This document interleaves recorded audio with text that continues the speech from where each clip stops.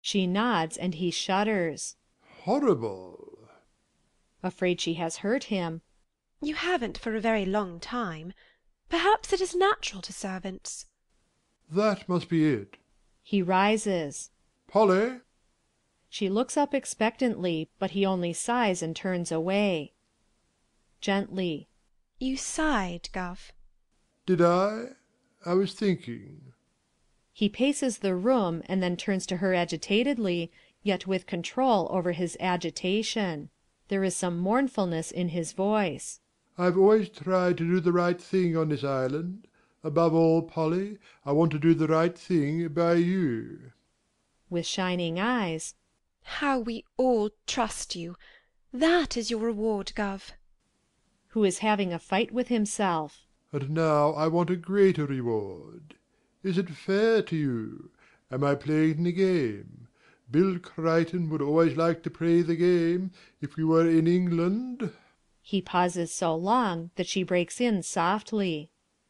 We know now that we shall never see England again. I am thinking of two people whom neither of us has seen for a long time. Lady Mary Lazenby and one Crichton, a butler. He says the last word bravely, a word he once loved, though it is the most horrible of all words to him now.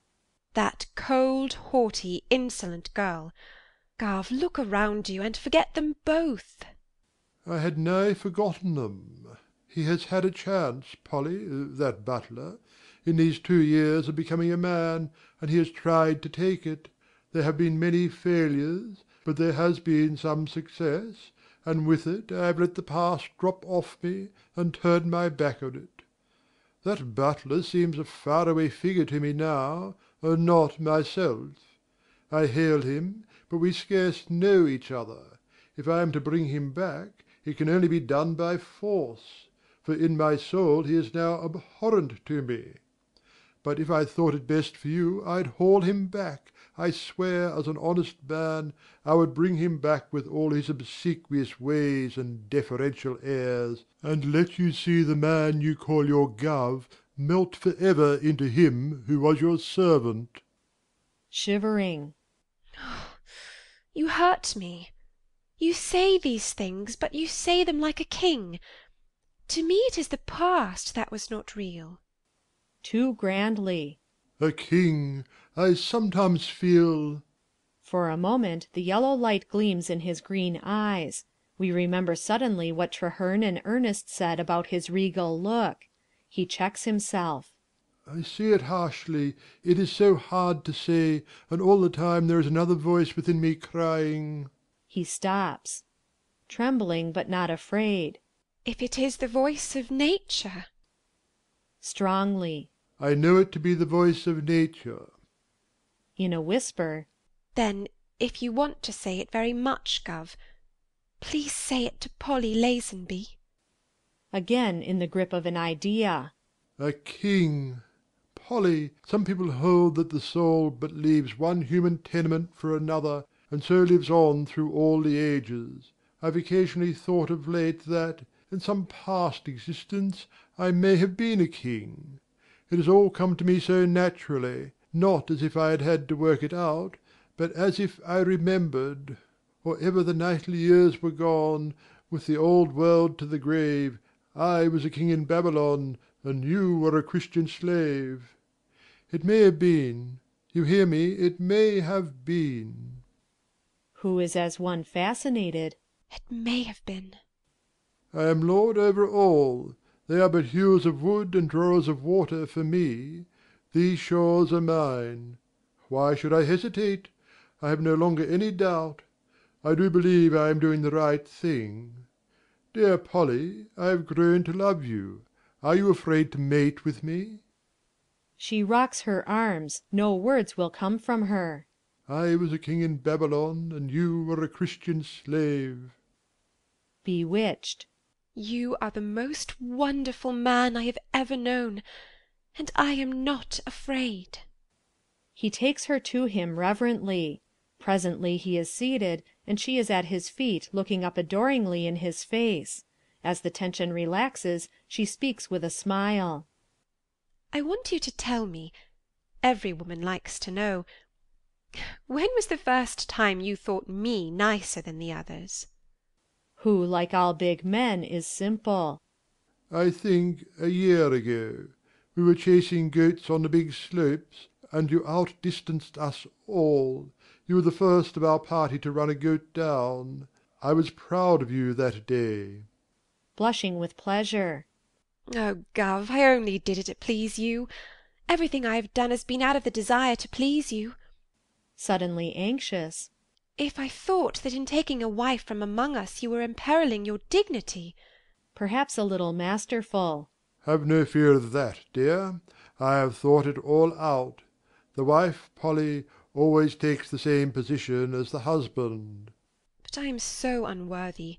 It was sufficient to me that I should be allowed to wait on you at that table. You shall wait on me no longer. At whatever table I sit, Polly, you shall soon sit there also. Boyishly. Come, let us try what it will be like.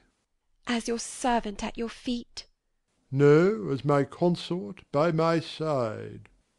They are sitting thus when the hatch is again opened and coffee offered. But Lady Mary is no longer there to receive it. Her sisters peep through in consternation. In vain they rattle the cup and the saucer. Agatha brings the coffee to Crichton. Forgetting for the moment that it is not a month hence. Help your mistress first, girl.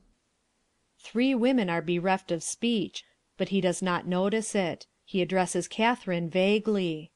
Are you a good girl, Kitty? When she finds her tongue. I try to be, Gov. Still more vaguely. That's right. He takes command of himself again, and signs to them to sit down. Ernest comes in cheerily, but finding Crichton here is suddenly weak. He subsides on a chair, wondering what has happened. Surveying him. Ernest? Ernest rises. You're becoming a little slovenly in your dress, Ernest. I don't like it. Respectfully. Thank you.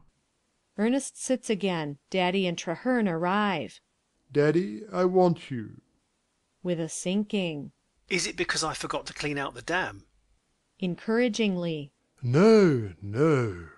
He pours some wine into a goblet. A glass of wine with you, Daddy. Hastily. Your health, Gov. He is about to drink, but the master checks him. And hers, Daddy. This lady has done me the honour to promise to be my wife. Astounded. Polly! A little perturbed. I ought first to have asked your consent.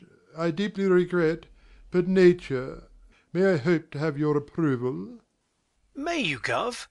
Delighted. Rather. Polly! He puts his proud arms round her. We all congratulate you, Gov, most heartily. Long life to you both, sir. There is much shaking of hands, all of which is sincere. When will it be, Gov? After turning to Lady Mary, who whispers to him. As soon as the bridal skirt can be prepared. His manner has been most indulgent, and without the slightest suggestion of patronage. But he knows it is best for all that he should keep his place, and that his presence hampers them. My friends, I thank you for your good wishes. I thank you all. And now, perhaps you would like me to leave you to yourselves. Be joyous. Let there be song and dance tonight. Polly, I shall take my coffee in the parlour. You understand. He retires with pleasant dignity. Immediately there is a rush of 2 girls at Lady Mary. Oh, father, they are pinching me. Taking her under his protection. Agatha, Catherine, never presume to pinch your sister again. On the other hand, she may pinch you henceforth as much as ever she chooses. In the meantime, Tweeny is weeping softly, and the 2 are not above using her as a weapon. Poor Tweeny. It's a shame. After he had almost promised you. Loyally turning on them. No, he never did. He was always honourable as could be. 'Twas me as was too vulgar. Don't you dare say a word again that man. To Lord Loam.